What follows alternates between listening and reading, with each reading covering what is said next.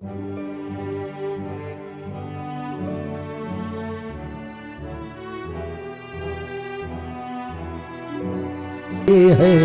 आरती भागवत भगवान की है आरती, भागवत भगवान की है आरती। पापियों को पाप से उद्धारती, पापियों को पाप से उद्धारती, भागवत भगवान की है आरती, भागवत भगवान की है आरती। यह अमर ग्रंथ अति पावन है, यह अमर ग्रंथ अति पावन है, ऋषि मुनि गण को मन भावन है, ऋषि मुनि गण को मन भावन है। भव सिंधु से यह पार है उतारती, भागवत भगवान की है आरती, भागवत भगवान की है आरती। पापियों को पाप से उद्धारती, पापियों को पाप से उद्धारती, भागवत भगवान की है आरती, भागवत भगवान की है आरती। हरि नाम यही प्रभु रूप यही, हरि नाम यही प्रभु रूप यही, इसमें जो है वो कहीं नहीं, इसमें जो है वो कहीं नहीं, इसमें जो है वो कहीं नहीं। ये अंतर के पाप को संहारती, भागवत भगवान की है आरती, भागवत भगवान की है आरती।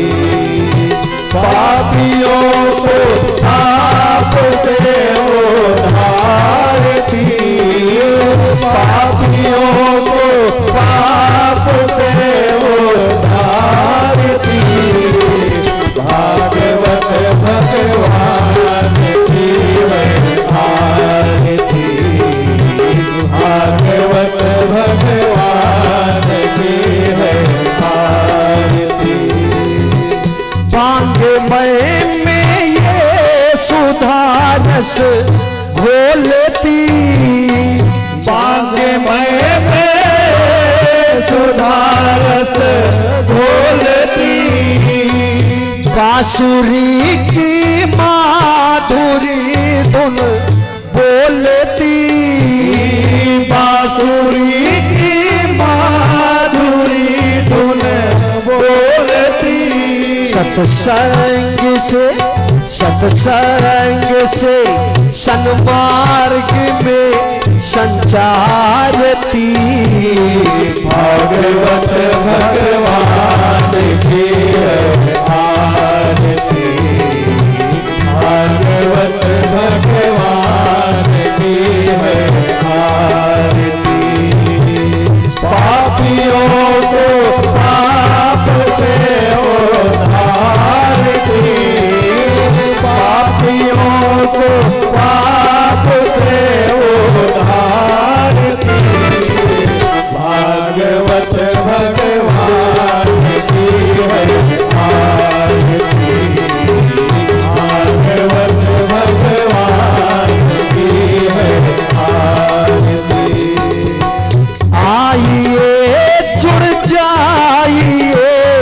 भगवान से आइए जुड़ जाइए भगवान से, दूर होंगे ताप और अज्ञान से, दूर होंगे पाप और अज्ञान से, वेद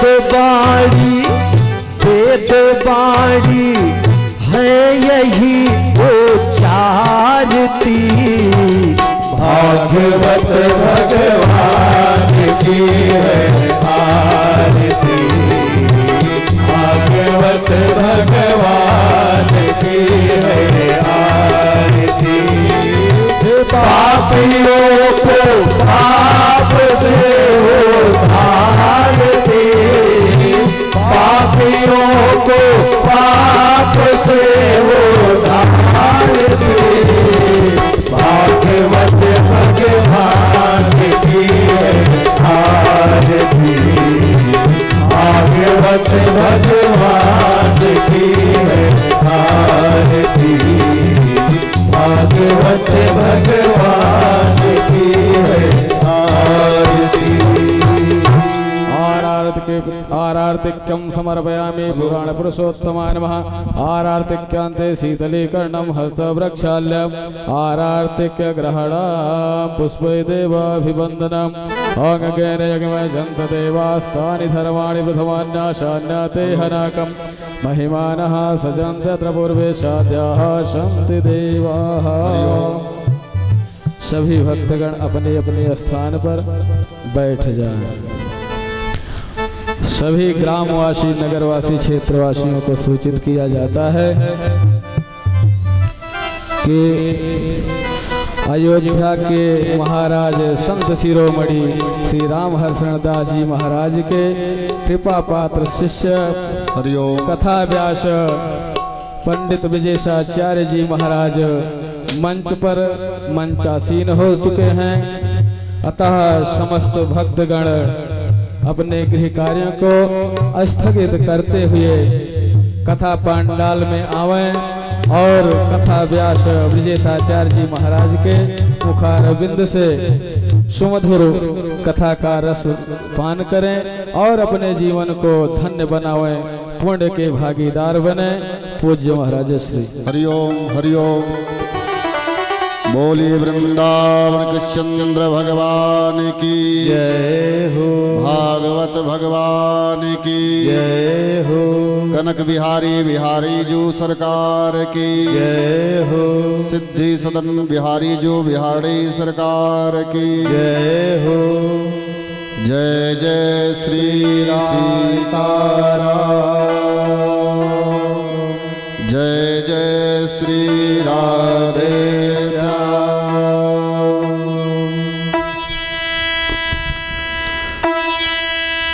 श्री सीतानाथ समारंभा श्री रामानंदार मध्यमा अस्मदाचार्य पर्यन्ताम वंदे श्री गुरु परंपरा। गुरुर्ब्रह्मा गुरुर्विष्णु गुरुर्देवो महेश्वरः गुरुः साक्षात् परब्रह्म तस्मै श्री गुरवे नमः। वंशी विभूषितकरार्णवनीरदाभात् पीताम्बरादरुणबिम्बफलाधरोष्ठात् पूर्णेन्दुसुन्दरमुखा दरवीन्दुनेत्रात् कृष्णात् परं किमपि तत्तमहं न जाने। नारायणं नमस्कृत्य नरं चैव नरोत्तमं देवीं सरस्वतीं व्यासं ततो जयमुदीरयेत्। अकारण करुणावरुणालय भक्तवांछित कल्पतरुवात्म काम पूर्ण काम श्री यशोदानंद आनंद वर्धन भगवान श्री कृष्णचंद्र रास रासेश्वरी श्री राधा रानी श्री सुखदेव भगवान भगवान वेदव्यास मंच पर बैठे हुए समस्त आचार्यगण जिनके द्वारा भगीरथ प्रयास करके श्रीमद् भागवत कथा ज्ञान यज्ञ का आयोजन किया गया है, ऐसे परम श्रद्धेय श्रीमान रमाकांत पांडे जी हमारे बीच में, जिला पंचायत सदस्य भैया राजेश शुक्ल जी, दूरस्थ समीपस्थ आए हुए समस्त भक्तवृंद, ममतामयी करुणामयी वात्सल्यमयी मातृशक्ति, बड़ों को नमन छोटों को साधुवाद। आइए कुछ कहने और सुनने के पहले अपने मन और वाणी को पवित्र करने के लिए 2 बार भगवान के नाम का आश्रय लें। तदुपरांत जैसे परमपिता परमात्मा की कृपा होगी कुछ कहने और सुनने का प्रयास किया जाएगा। मेरो छोटो सो गोपाल किशोरी राधे, मेरो छोटो सो गोपाल किशोरी राधे, मेरो छोटो सो गोपाल किशोरी राधे, किशोरी राधे राधा गोरी राधे, किशोरी राधे राधा गोरी राधे, मेरो छोटो सो नंदलाल किशोरी राधे, मेरो छोटो सो गोपाल किशोरी राधे।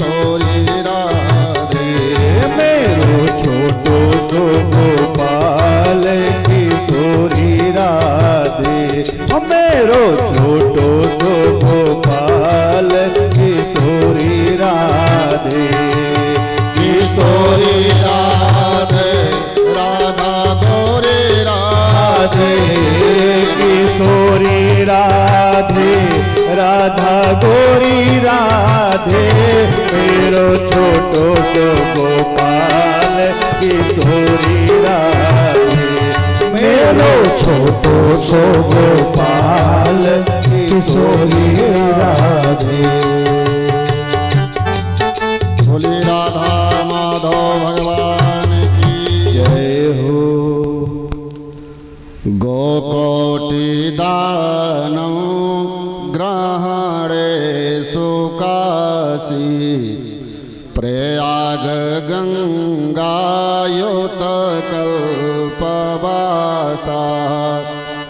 यज्ञायुतं मेरा सुवर्ण दानं, गोविंद नाम्ना न तदापि तुल्यं, गोविंद नाम्ना न तदापि तुल्यं। भक्तों, व्यास जी लिखते हैं,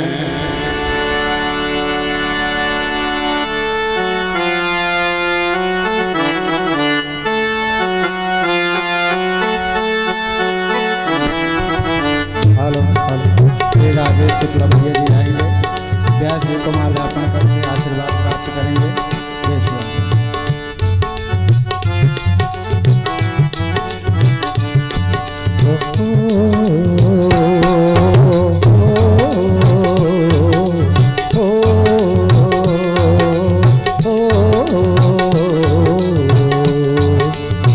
रूठे हनुमान तो श्री राम बोलना, रूठे हनुमान तो श्री राम बोलना, राम नाम प्यारा जपले फूल डोलना,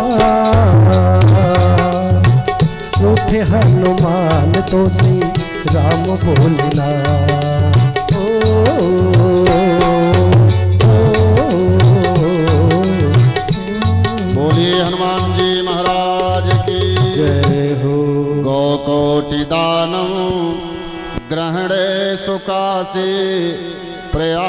प्रयाग गंगायुत कल्पवासः। भक्तों, व्यास जी लिखते हैं करोड़ों गोदान का जो फल है काशी में, उससे कहीं ज़्यादा फल इस कराल कलिकाल में भगवान का नाम लेने से प्राप्त हो जाता है।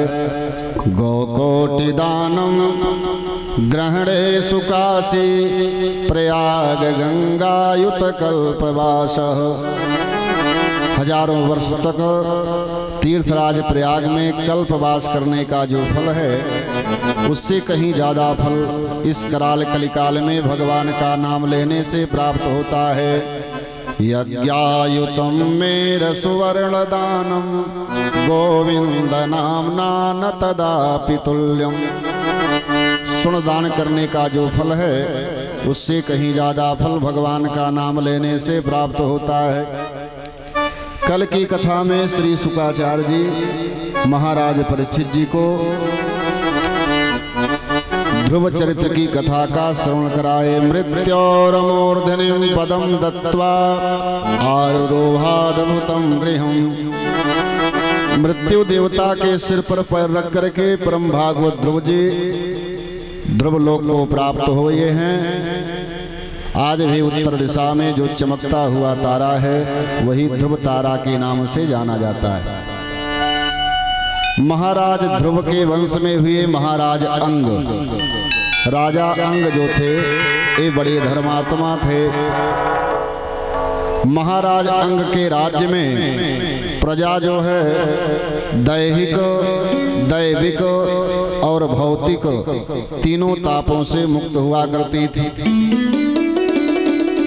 महाराज अंग का विवाह जो है मृत्यु की पुत्री सुनीता देवी के साथ हुआ था, जिसके परिणाम स्वरूप राजा अंग का जो बेटा बेन हुआ, वो बड़ा नास्तिक निकल गया। देव मंदिर में जो भगवान का श्री विग्रह स्थापित था, उसको निकलवाना शुरू कर दिया। स्वयं को भगवान मानता है, अपनी प्रतिमा लगवा रहा है और डिम डिम घोष कर दिया कि देवी देवताओं की पूजा नहीं होगी, न तो कहीं यज्ञ अनुष्ठान होगा, न यष्टव्यम न दातव्यम न होतव्यम दुजा कुचित। बेन ने उद्घोष किया है, न कहीं यज्ञ हो, न कहीं हवन हो, न कहीं पूजन हो, ना तो कहीं भगवान का भजन हो। अगर आहुति देना है तो हमारे नाम की आहुति दो, बेनाय स्वाहा। देहे भवन्त निरपते सर्वदेव मयो नृपः। राजा जो है सर्वदेवमय होता है, समस्त देवी देवता राजा के रोम रोम में निवास करते हैं। ये कौन कह रहा है? ये राजा बेन कह रहा है, यानी स्वयं को भगवान मानता है। देखिए भक्तों, मानो कभी भगवान नहीं हो सकता है। भगवान तो भगवान है। अच्छा, भगवान होता कौन है? भ ग वा पर आ की मात्रा न, भगवान। तो भा से तात्पर्य है भूमि, गा से तात्पर्य है गगन, वा से वायु, वा पर आ की मात्रा है, आ से अग्नि और ना से नीर माने जल। जो पंच प्रकृति है, यही परमात्मा की ओर इंगित करती है, जिसके बिना हम आप जिंदा नहीं रह सकते हैं। ममैवांशो जीवलोके जीवभूतः सनातनः। राजा बेन जब ईश्वरवाद का विरोध करने लगा तो संतों ने बड़ा विरोध किया। तो प्रायः कुछ लोग कहने लगे कि बाबा होकर के राजनीति कर रहे हैं। देखिए, बाबा राजनीति नहीं करते हैं। जब राजनीति में मलिनता आ जाती है, दोष आ जाता है, तो संतों के द्वारा, परमहंसों के द्वारा राजनीति का मार्जन किया जाता है। तो संतों ने इस बात का विरोध किया और राजा बेन के ऊपर आक्रमण करते हैं संत समाज। बेन जो है धराशाही हुआ है। राजा बेन के शरीर का मंथन किया गया है, तो महाराज पृथु की उत्पत्ति हुई। 24 अवतारों में भगवान का एक अवतार है पृथु अवतार। बोलिए पृथु महाराज की जय हो। महाराज पृथु के नाम से इस धरा का नाम पृथ्वी पड़ा है। महाराज पृथु के राज्य में पृथ्वी अपनी उर्वरा शक्ति को नष्ट कर दिया था। जो भी गेहूं धान इत्यादि की फसल बोई जाती थी तो किसानों को बड़ी समस्या का समाधान करना पड़ता था। भूमि जो है अपनी उर्वरा शक्ति को नष्ट कर दिया था। अब राजा बेन को बड़ा क्रोध आया, धनुष पर बाण चढ़ा लिए। वसुधे त्वाम वधिष्यामि मंछासन परांग मुखीम। हे वसुधे, हम तुम्हारा वध कर देंगे। तो माता पृथ्वी गाय का रूप धारण करके प्रकट हो गई। बड़े गौ माता की जय हो। त्राहि माम त्राहि माम त्राहि माम।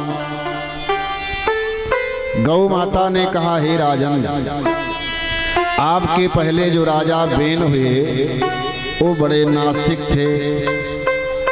उन्हीं के प्रभाव से मैंने अपनी उर्वरा शक्ति को नष्ट कर दिया है। अगर तो पृथ्वी से कुछ प्राप्त करना चाहते हो तो पृथ्वी का दोहन करो।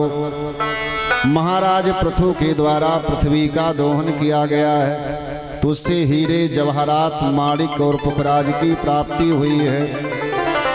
महाराज पृथु 100 अश्वमेध यज्ञ का संकल्प लेते हैं।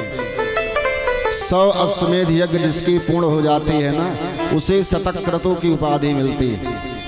देवराज इंद्र के पद को वह शोभायमान करता है। 10 अश्वमेध यज्ञ करने वाला देवता, 100 अश्वमेध यज्ञ करने वाला देवताओं के राजा इंद्र। महाराज पृथु के 99 यज्ञ तो पूर्ण हो गई। 100वें यज्ञ का जब कार्य चल रहा था तो देवलोक में बैठे हुए इंद्र घबरा गए। अगर काश महाराज पृथु की यज्ञ पूर्ण हो गई तो हमारा पद छिन जाएगा। आज भी देखिए, सत्ता में बैठे हुए लोगों को इस बात का भय रहता है, काश विपक्ष जो है विधानसभा में अपना बहुमत ना हासिल कर ले। बोले भक्तवत्सल भगवान की जय हो। अच्छा, कुर्सी की चिंता सबको होती है भाई। हाँ, आज हम सभी पद के लिए ही परेशान हैं, चाहे आप हो अथवा हम। हर व्यक्ति के मन में पद की अभिलाषा होती। देवताओं के राजा जो इंद्र है वो बेचारे घबरा गए। लगता है कि हमारा पद जो है छिन जाएगा। तो महाराज पृथु जो यज्ञ कर रहे थे, यज्ञ में जाकर के विघ्न डालना शुरू कर दी। यज्ञ पशु को चुरा करके बहुत दूर ठहरा दिए। महाराज पृथु क्रोधित हुए और ब्राह्मणों को आदेश दिया, हे ब्राह्मण देवता, तुम ऐसी यज्ञ करो कि देवराज इंद्र अपने सिंहासन समेत हवन कुंड में आकर के स्वाहा हो जाएं। देखिए, ब्राह्मणों में मंत्र में अपार शक्ति है। दैवाधीनम जगत सर्वम, सारा संसार जो है वो देवताओं के अधीन है। देवता किसके अधीन है? मंत्रों के। मंत्राधीनाश्च देवता, मंत्र किसके अधीन है? ब्राह्मणों के। ते मंत्राः ब्राह्मणाधीन तस्माद् ब्राह्मण देवता। इसीलिए ब्राह्मण को पृथ्वी का देवता कहा जाता है। भूसुर, भू माने पृथ्वी, सुर माने देवता। श्री शुकाचार्य जी कहते हैं, महाराज परीक्षित जी, जिस समय ब्राह्मणों ने वेद मंत्र का उद्घोष किया, मंत्रोच्चारण किया है ना, तो देवराज इंद्र का सिंहासन हिलने लगा, मानो अग्नि कुंड में आकर के स्वाहा हो जाएंगे। उसी समय भगवान नारायण प्रकट हो गए। हे महाराज पृथु, आप भी हमारे अंशावतार हो और इंद्र भी हमारे अंश हैं। अगर देवराज इंद्र यज्ञ कुंड में स्वाहा हो जाएंगे तो सृष्टि का क्रम बिगड़ जाएगा। भगवान के समझाने पर महाराज पृथु का क्रोध शांत हुआ है। पृथु की भक्ति पर भगवान प्रसन्न हो गए। भगवान लक्ष्मी नारायण ने कहा, इन पृथु वरम ब्रोही, वरदान मांगो। तो महाराज पृथु ने कहा, भगवान अपने इन दो कानों से हम भगवान की कथा को सुंदर ढंग से नहीं सुन पाते हैं।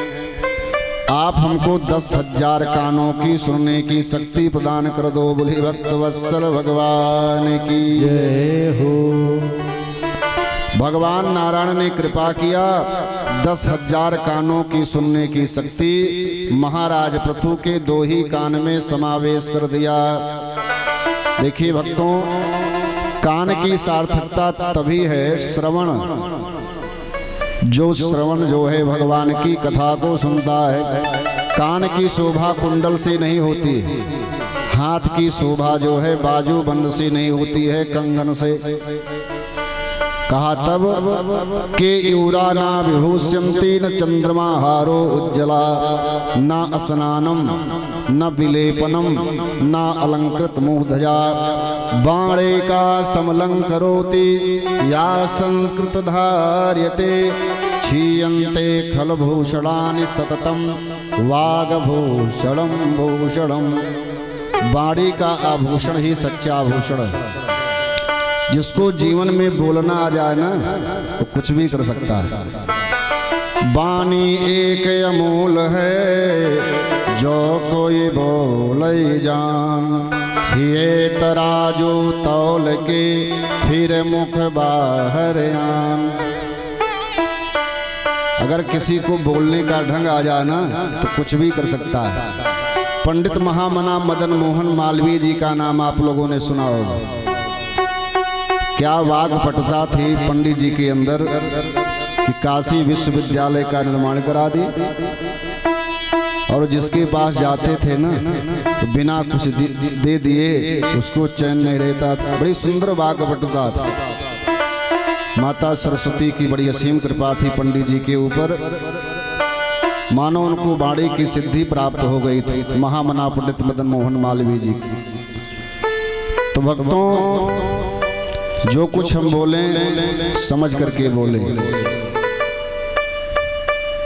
बिना समझे ना बोले, और बोले तो मधुर बोले। एक बार की बात है, गोपिकाओं ने भगवान श्री कृष्ण से कहा, केशव ये बांसुरी जो है आपको इतनी प्रिय कैसे हो गई कि रात्रि में जब आप सोने जाते हैं तो बांसुरी को बगल में रख करके सोते हैं। भगवान ने कहा, रे गोपिकाओं, बांसुरी में 3 गुण है। पहला गुण है इसमें कोई गांठ नहीं है। गांठ का मतलब समझ रहे हैं? ईर्ष्या, द्वेष, काम, क्रोध, लोभ, मद, मत्सर और अविद्या। बांसुरी के जीवन में किसी भी प्रकार का गांठ नहीं है। न तो ईर्ष्या है, न तो द्वेष है। और दूसरा वैशिष्ट है, बांसुरी बिना बुलाए नहीं बोलती है। जब वो बजाई जाती है तभी बोलती है। बांसुरी का तीसरा गुण है, जब बोलती है तो मधुर स्वर में बोलती है। मधुर भगवान को बड़ा प्रिय है। तो हमारे आपके जीवन में ईर्ष्या और द्वेष ना हो, बिना सोचे समझे हम आप बोले ना, और जब बोलें तो मधुर बोलें, तो हम आप भी भगवान को प्रिय हो जाएंगे। भगवान नारायण ने महाराज पृथु के ऊपर कृपा किया और उन्हें अखंड भक्ति का वरदान दिया। बोले भक्त वत्सल भगवान की जय हो। श्री मैत्रेय जी कहते हैं, इन्हीं के वंश में महाराज प्राचीन बरही हुई। राजा प्राचीन बरही बड़े ही कर्मकांडी थे।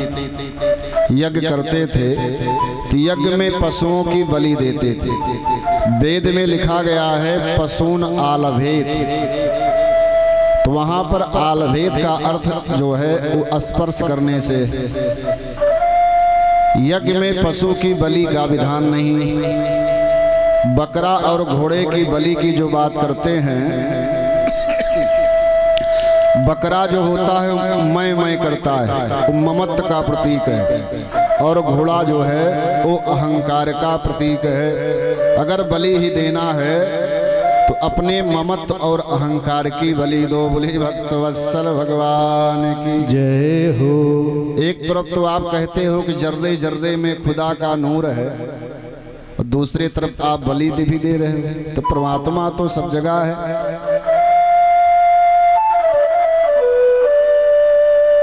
बकरी पाती खात है, कबीर ने लिखा, बकरी पाती खात है ताकि काढ़ी खाल, जो नर बकरी खात हैं ताको कवन हवाल।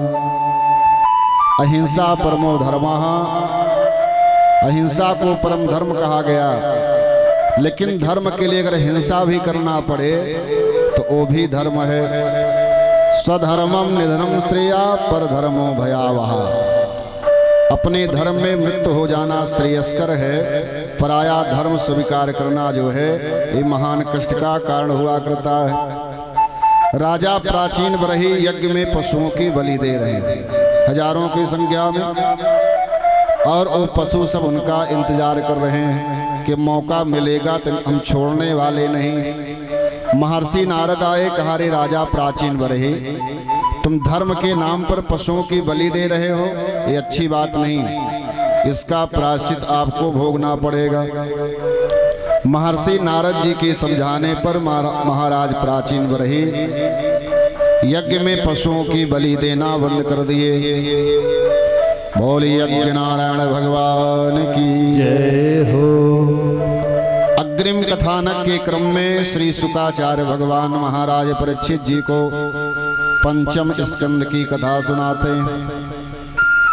महाराज उत्तानपाद के छोटे भाई हुए महाराज प्रियव्रत। प्रिय माने सुंदर, व्रत माने प्रतिज्ञा। जिसकी प्रतिज्ञा सुंदर हो उसी का नाम प्रियव्रत है। अच्छा, आजकल हम लोग भी व्रत करते हैं, एकादशी का व्रत। माताएं तो कुछ ज्यादा व्रत करती हैं। आज शीतला सप्तमी है, आज गणेश चौथ है, प्रदोष है। एक माता जी हमसे मिली, उनका मन बड़ा उदास था। हमने कहा मैया आपका मन बड़ा उदास है, क्यों? तो उन्होंने कहा पंडित जी हम व्रत है। हाँ, हम कहें जब व्रत याद बताबू कब। हाँ, एकदम ठेठ भाषा में बोली, कही पंडित जी आज हम व्रत है। हम कहे अच्छा। तो हमने कौतुक बस पूछ लिया कि आपने खाई क्या सुबह से? कहा ज्यादा ना है। कहा तब? कहीं महाराज बस 2 किलो से 2 दर्जन केला, थोड़ की सिंघाड़ा के हलवा, 1 गिलास दूध। लेकिन हे महाराज, हम कहें हाँ, कहें अन्न के गर्मी कुछ अलगे होती। मतलब इतना कुछ खाने के बाद भी अन्न के प्रति अभी अभिलाषा बनी हुई। तो ऐसे व्रत का क्या मतलब? बार बार खाते रहने से भी व्रत का जो विधा है वो नष्ट हो जाता है। सुबह कुछ ले लो, दोपहर में कुछ ले लो, बार बार खाने का विधान नहीं। तो व्रत का जो शाब्दिक अर्थ है प्रतिज्ञा, उपवास। उप माने समीप में, वास माने निवास करना। साधक जो है इस बात की प्रतिज्ञा करता है हमें ईश्वर के सानिध्य में निवास करना है। महाराज प्रियव्रत एक सुंदर से रथ का निर्माण करते हैं और उन्होंने कहा कि हम रात्रि नहीं होने देंगे, दिन ही दिन होगा। रात्रि में लोग सो करके समय बर्बाद करते हैं। ब्रह्मा जी प्रकट हो गए। ब्रह्मा जी ने कहा रे भैया प्रियव्रत, जहाँ संसार का व्यक्ति दिन भर दौड़ता रहता है, रात्रि में वह विश्राम करता है। रात्रि होना भी परम आवश्यक है। ईश्वर का जो भी विधान है एक भी गलत नहीं है।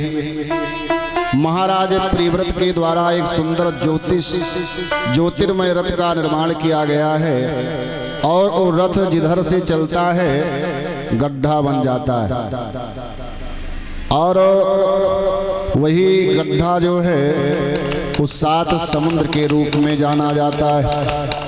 संपूर्ण धरा को महाराज प्रियव्रत ने 7 समुद्र और 7 द्वीपों में बांटा है। सबसे पहला द्वीप है जम्बू द्वीप, जिसके अधिपति बने महाराज आग्नेय। आग्नेय के 9 बेटा हुए जिन्होंने पूर्वचित्ती अप्सरा से विवाह किया। जम्बू द्वीप में 9 खंड करके अपने 9 पुत्रों में बंटवारा कर दिया। सबसे पहला खंड है अजनाब खंड। देखिए, भारत को अजनाब खंड के भी नाम से जाना जाता था, जिसके अधिपति बने महाराजा नाभि। मेरु देवी से विवाह करके जब कोई इनको संतान नहीं हुई तो इन्होंने पुत्रेष्टि यज्ञ किया है, और यज्ञ के प्रभाव से इनके यहाँ पुत्र की उत्पत्ति हुई है। बोलिए यज्ञ नारायण भगवान की जय हो। नाभि पुत्र ऋषभ देव के रूप में भगवान प्रकट हुए। 24 अवतारों में भगवान का एक अवतार हुआ है ऋषभ देव अवतार। जैन धर्म के जो 23वें तीर्थकर हैं वो ऋषभ देव के नाम से जाने जाते हैं। भगवान ऋषभ देव के 100 पुत्रों का नाम आता है। सबसे बड़े पुत्र का नाम था भरत। देखिए, भागवत के अनुसार इन्हीं भरत जी के नाम से ही हमारे देश का नाम भारत पड़ा है। भारत का पुराना नाम आर्यावर्त अजनाब खंड के नाम से जाना जाता था। अभी तक हम लोग जो पढ़े थे कि शकुंतला पुत्र दुष्यंत पुत्र के नाम से हमारे देश का नाम भारत पड़ा है, लेकिन भागवत में ऐसी चर्चा आती है कि ऋषभ देव के पुत्र भरत के नाम से हमारे देश का नाम भारत पड़ा है। भा माने ज्ञान, जो ज्ञान में रत हो उसी का नाम भारत है। अथवा भा का एक अर्थ होता है भक्ति, जो भक्ति में रत हो उसी का नाम भारत है। भगवान के जितने अवतार हुए सब इसी भारत भूमि में हुए। हम लोग वास्तव में बड़े भाग्यशाली।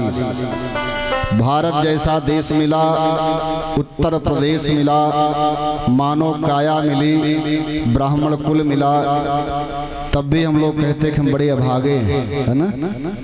हमसे आपसे बड़ा वो व्यक्ति नहीं जिसका जन्म अमेरिका, रूस, लंदन और ब्रिटेन में हुआ, क्योंकि अमेरिका में भौतिक सुख तो हो सकता है, लेकिन गूगल पर आप सर्च कीजिए, सबसे ज्यादा मानसिक रोगी विदेशों में ही पाए जाते हैं। प्रायः वहाँ लोग डिप्रेशन के शिकार हो जाते हैं, और वो समस्या भारतवर्ष में नाम मात्र की है, क्योंकि यहाँ पर आध्यात्म है। व्यक्ति कभी अपने आप को अकेला नहीं महसूस करता। जो आध्यात्म में विश्वास करता है वो अगर कहीं घर से बाहर निकला, मान लीजिए रात्रि में अकेला पड़ गया, अगर वो पूजा पाठ में विश्वास करता है तो उसके मन में एक श्रद्धा होती है कि परमात्मा हमारे साथ साथ चल रहा है। वो कभी अपने आप को अकेला नहीं मानता है और आत्महत्या नहीं करता है। विदेशों में आत्महत्या भारत की अपेक्षा बहुत ज्यादा होती है। बोले भक्त वत्सल भगवान की जय हो। और आध्यात्म का संदेश दुनिया में भारत के माध्यम से ही पहुंचा है। जिस समय अमेरिका के शिकागो में अंतर्राष्ट्रीय धर्म सम्मेलन था, सन 1893 की लगभग की स्थिति, सन 1893 में, तो अपने यहाँ से स्वामी विवेकानंद जी गए थे। क्या सुंदर स्पीच दिया, पूरा विश्व जो है भारत की प्रतिभा को नमन किया है। स्वामी दयानंद सरस्वती, स्वामी विवेकानंद, स्वामी रामकृष्ण परमहंस जैसी विभूतियाँ भारतवर्ष के मस्तक को ऊंचा की। देखिए, हमारे यहाँ भारत में प्रतिभा की कमी नहीं, लेकिन वास्तव में कहने में हो सकता है आप लोगों को बुरा भी फील हो, भारत में प्रतिभा का सम्मान नहीं। यहाँ गधे को चना खिलाया जाता है और घोड़ा जो है घास के बिना मर जाता है। बोले भक्त वत्सल भगवान जय हो। लोग बीटेक कर लिए, एमटेक कर लिए, एमबीए की डिग्री हासिल कर ली, लेकिन पता चला सब बेरोजगार बने टहल रहे हैं। तो अमेरिका ब्रिटेन चले गए, 40 लाख सालाना की उनको सर्विस मिल गई। वृंदावनम पुनः प्राप्य नवीने वो स्वरूपिणी। भक्ति ने भी कहा ना कि लगता हमको भारत छोड़ करके विदेश जाना पड़ेगा। विदेशो गम्यते मया। देखिए, मोहर होती है अमेरिका, चाइना और रूस की, और प्रतिभा होती है भारत की। बोले भक्तवत्सल भगवान की जय हो। पेपर में आप लोग पढ़ते होंगे कि अमेरिका में हाई कोर्ट और सुप्रीम कोर्ट के जो जज हैं वो भारत की प्रतिभा है। बड़े बड़े पदों पर वहाँ लोग आसीन हैं, बड़ी बड़ी कंपनियों में काम कर रहे हैं। तो हमारे यहाँ भारत में प्रतिभा की कमी नहीं है। बोलिए भक्तवत्सल भगवान की जय हो। भरत के नाम से ही हमारे देश का नाम भारत पड़ा है। जो भरा नहीं है भावों से, बहती जिसमें रसधार नहीं, वह हृदय नहीं, वह पत्थर है जिसमें स्वदेश का प्यार नहीं। हर व्यक्ति के मन में अपने देश के प्रति प्रेम होना चाहिए। हमारी जो युवा पीढ़ी है, व्यासपीठ से उनको एक संदेश देना चाहेंगे। क्यों मरते हो यारो सनम के लिए, क्यों मरते हो यारो सनम के लिए, दुपट्टा न देगी कफन के लिए। मरना है तो मरो वतन के लिए, तिरंगा मिले कफन के लिए, तिरंगा मिले कफन के लिए। हर आदमी के मन में अपने देश के प्रति गौरव होना चाहिए, स्नेह होना चाहिए। आइए एक छोटा सा राष्ट्रगीत हम लोग गा लें, क्योंकि अभी कुछ ही समय बीता है, 26 जनवरी हुए गणतंत्र दिवस। एक छोटा सा राष्ट्रीय गीत हो सके तो आप लोग भी बोलिएगा। बोलिए भारत माता की हेलो जय हो। दिल दिया है जा भी देंगे, ऐ वतन तेरे लिए। दिल दिया है जा भी देंगे, ऐ वतन तेरे लिए। हर करम अपना करेंगे, हर करम अपना करेंगे, ऐ वतन तेरे लिए। दिल दिया है जा भी देंगे, ऐ वतन तेरे लिए।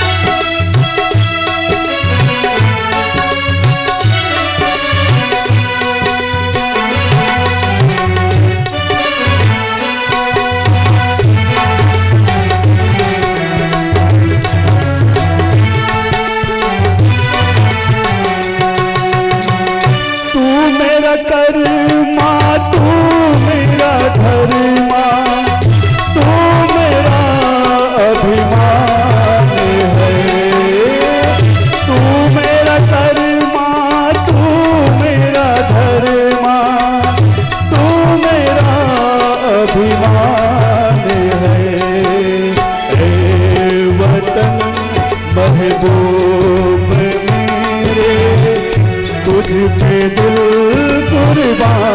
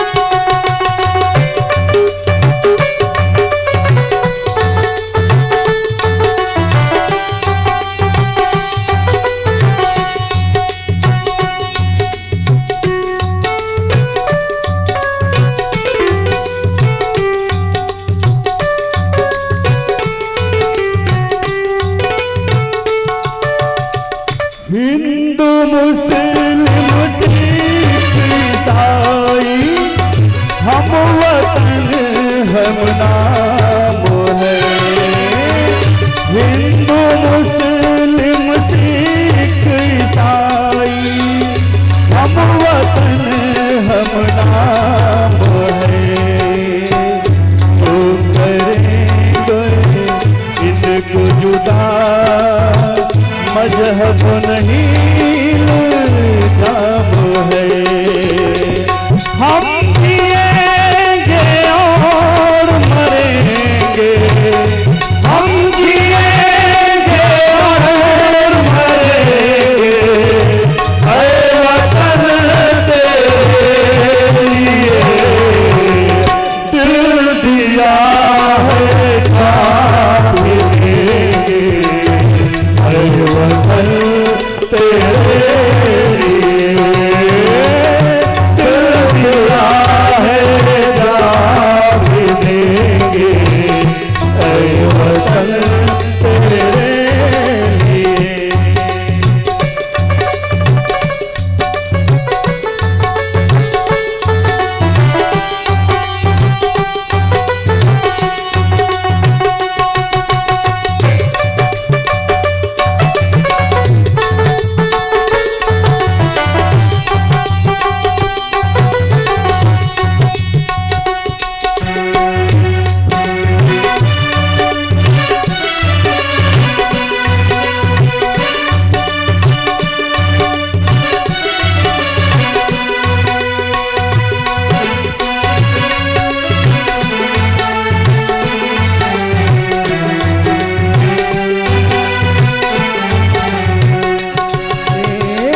तेरी गलियों में चलाकर नफरतों की गोलियां, तेरी गलियों में चलाकर नफरतों की गोलियां, लुटती है कुछ लूट तेरे दुल्हनों की डोलियां। हम जिएंगे और मरेंगे, हम जिएंगे और मरेंगे, ऐ वतन तेरे लिए दिल दिया है जान भी देंगे, ऐ वतन तेरे लिए दिल दिया है जान भी देंगे, ऐ वतन तेरे लिए। हर करम अपना करेंगे, हर करम अपना करेंगे, ऐ वतन तेरे लिए दिल दिया है जान भी देंगे, ऐ वतन तेरे लिए दिल दिया है जान भी देंगे, ऐ वतन तेरे लिए। बोले भारत माता की जय हो, साचे दरबार की जय हो, हर हर महादेव। भगवान शुकाचार्य जी कहते हैं, महाराज परीक्षित ऋषभ नंदन भरत सम्राट बने, इनके 5 पुत्र हुए। बड़े पुत्र महाराज सुमति को सत्ता का भार सौंप करके भरत जी पुलह आश्रम सालग्राम क्षेत्र में भजन करने के लिए चले गए। नेपाल में एक नदी है जिसका नाम है गंडकी नदी। गंडकी नदी के पुलिन पर बैठ करके भरत जी माला का जप कर रहे हैं। उनका संकल्प है कि हम प्रतिदिन कम से कम 108 माला का जप करेंगे। भरत जी बड़े श्रद्धा भाव से मंत्र का जप कर रहे हैं और इसी बीच एक गर्भवती मृगी आई जल पीने के लिए। जल पी ही रही थी कि पीछे से एक सिंह आया, बड़े जोर से दहाड़ लगाया और सिंह की दहाड़ को सुन करके मृगी का गर्भपात हो गया। मृगी की मौत हुई है और वह मृग शावक जो है बच गया। भरत जी इस दृश्य को देख करके बड़े आश्चर्य में पड़ गए, पूजा पाठ करना बंद कर दिए और उस मृग शावक को भरत जी लेकर के अपने घर गए। मृग शावक के प्रति भरत का बड़ा प्रेम हो गया। देखिए कथा जो है टोटल वेदांत है, बड़ी शिक्षाप्रद कथा है। देखिए संसार से प्रेम करना बुरी बात नहीं, लेकिन आसक्ति जो है यही जीव के बंधन का कारण हुआ करती है। भरत जी जब भोजन करते हैं तो उस मृग शावक को भोजन कराते हैं, जल पीते हैं तो जल पिलाते हैं। अब धीरे धीरे वो मृग छौना बड़ा हो गया तो भरत जी को चाहिए था ले जाकर के उसको जंगल में छोड़ देते। स्थितियों के क्रम में एक दिन की बात है, भरत जी मन में विचार करते हैं अगर हम नहीं रहेंगे तो इस मृग शावक को जल कौन पिलाएगा, भोजन कौन कराएगा। देखिए कथा किसी और की नहीं, ये कथा हमारी आपकी है। कभी कभी घर के जो वयोवृद्ध लोग होते हैं ना, क्या कहते हैं, अरे जब तक हम हैं ना खूब मजा उड़ा लो, जब नहीं रहेंगे तब पता चलेगा। अच्छा ही बताइए, आपके पर बाबा चले गए, बाबा चले गए, पिताजी भी हो सकता है चले गए, क्या सृष्टि का क्रम रुक गया? ऐसा नहीं। जब आपका विकास होने को होगा तो होगा, अगर आप अच्छा कर्म कर रहे हैं। ये हमारा आपका अभिमान है कि जब हम रहेंगे तभी कथा होगी। दुनिया जो है वीरों से खाली नहीं है, हमेशा रिक्त स्थानों की पूर्ति होती गई। एक से बढ़कर के योद्धा इस भारत की धरा पर आए भारत माता की रक्षा करने के लिए।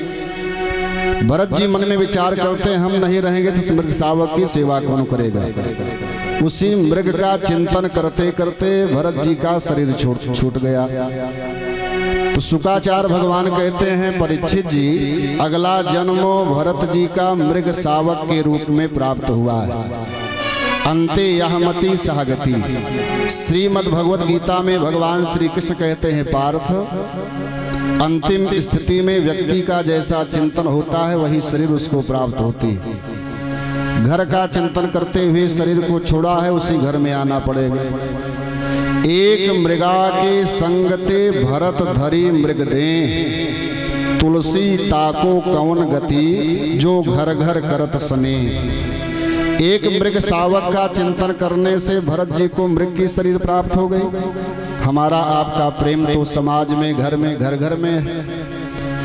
मन कुत्ता दर दर फिरे, दर दर दूर दूर हो, कहीं दर पर होई रहे तो दूर दूर करे न कोई। उसी स्वान देवता की स्थिति है। घर घर में हमारा आपका स्नेह हो गया। और एक कथा हम आपको बताएं। देखिए पहले के समय में गौ माता जो पाली जाती थी, गाय को पालतू माना जाता था। हमारे यहाँ सभी लोग बैठे हैं, मनीषी लोग आए हैं कथा में। पहले के समय में जो गाय पालतू थी आज वो फालतू हो गई है, और कुत्ता लोग जो फालतू टहलते थे आज वो पालतू हो गए हैं। अब गांव की बात नहीं कर रहे हैं, बड़े शहरों की। गाय की सेवा में उतना खर्च नहीं है जितना कि स्वान देवता की सेवा में। एक बार हम लोग गए लखनऊ कथा में, तो जिस सोफा पर बैठे थे ना, तो एक स्वान देवताएं जो उनके पालतू थे, बार बार कभी इस बगल कभी उस बगल दौड़ रहे थे। तो जो यजमान महोदय थे उन्होंने कहा, पंडित जी हमारा जो कुत्ता है ना, जिस सोफा पर आप बैठे हैं उसी पर बैठता है। बोले भक्त वत्सल भगवान, इसके प्रति इसके मन में इतनी आसक्ति हो गई, इसको छोड़ना नहीं चाहता। देखिए रहीम ने लिखा, रहीमन ओछे नरन ते बैर करो ना प्रीत, काटे चाटे स्वान के दो भांत विपरीत।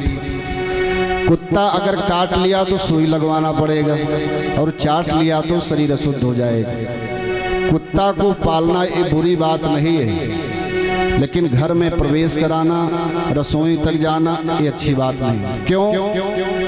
क्योंकि विज्ञान भी इस बात को मानता है, कुत्ते के शरीर में नकारात्मक ऊर्जा का वास होता है, गौ माता के शरीर में सकारात्मक ऊर्जा का वास होता है। आपकी बीपी हाई और लो होती हो, देसी गौ माता के शरीर को 10 मिनट रोज स्पर्श करो।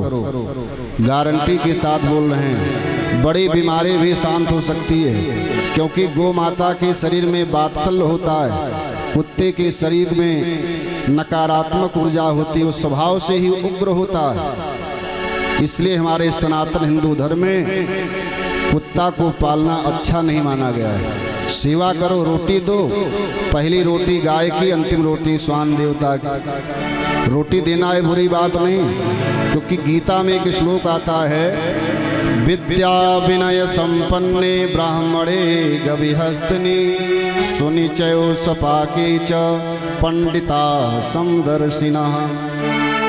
जो विद्वान लोग होते हैं उस स्वान में भी भगवान की सत्ता का दर्शन करते हैं। लेकिन जैसा शास्त्र कहता है, कुत्ता जो है वो घर के बाहर की चीज है, बाहर रखो, रोटी दो, सेवा करो, वो भी एक जीव है। लेकिन अंदर प्रवेश जो है वो वर्जित बताया गया है।